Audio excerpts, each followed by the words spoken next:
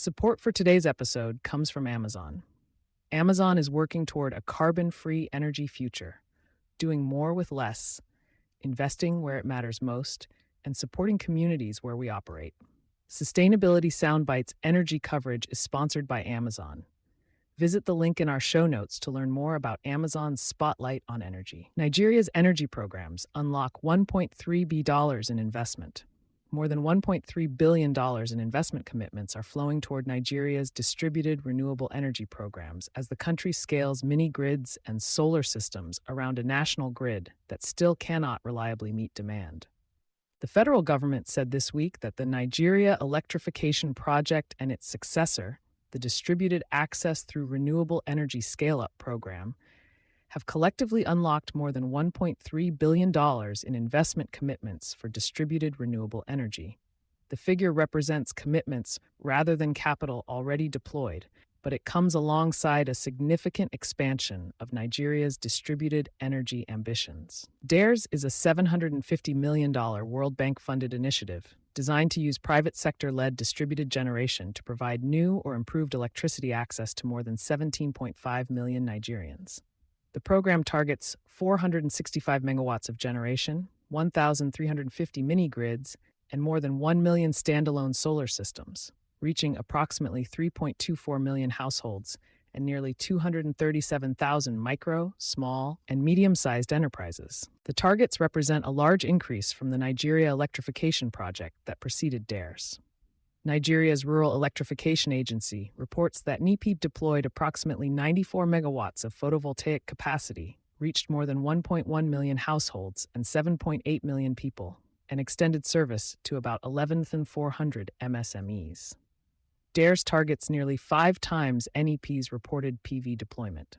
The larger scale reflects the underlying problem. Unreliable electricity has long made self-generation part of the cost of doing business in Nigeria, and distributed solar and mini-grids compete not only against utility electricity, but against diesel and gasoline generators used when grid power fails. REA's broader targets include replacing more than 280,000 diesel and gasoline generators and providing reliable electricity to roughly 237,000 MSMEs and agribusinesses, making the program as much an industrial competitiveness strategy as an energy access initiative. The physical shift toward distributed generation is happening alongside a restructuring of Nigeria's electricity regulation. The Electricity Act 2023 ended the Nigerian Electricity Regulatory Commission's role as the country's sole electricity regulator and created a framework allowing states to establish their own regulatory authorities for intrastate electricity markets. That transition has accelerated.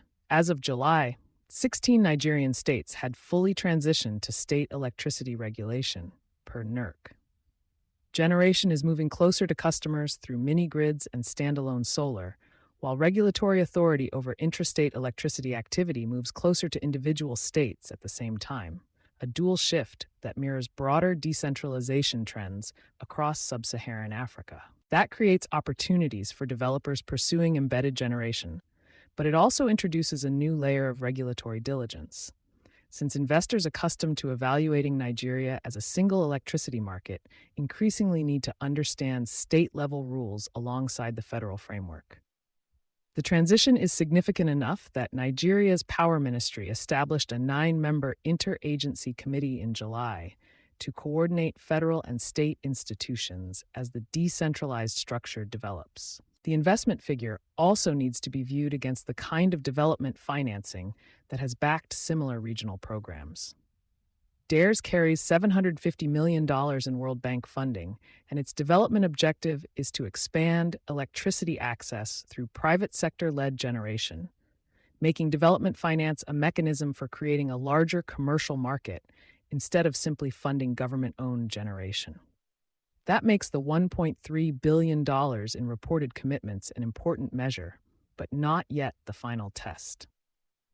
The more consequential question is how much private capital Nigeria can keep attracting as projects move beyond development-backed programs, and whether distributed energy can become commercially scalable without the same level of concessional support, depending on project economics, customer creditworthiness, currency risk, and state-level regulation. Nigeria's approach does not remove the need for investment in centralized generation, transmission, and distribution, nor will a 465 megawatts of new distributed capacity close the country's electricity deficit. It does provide another route to growth.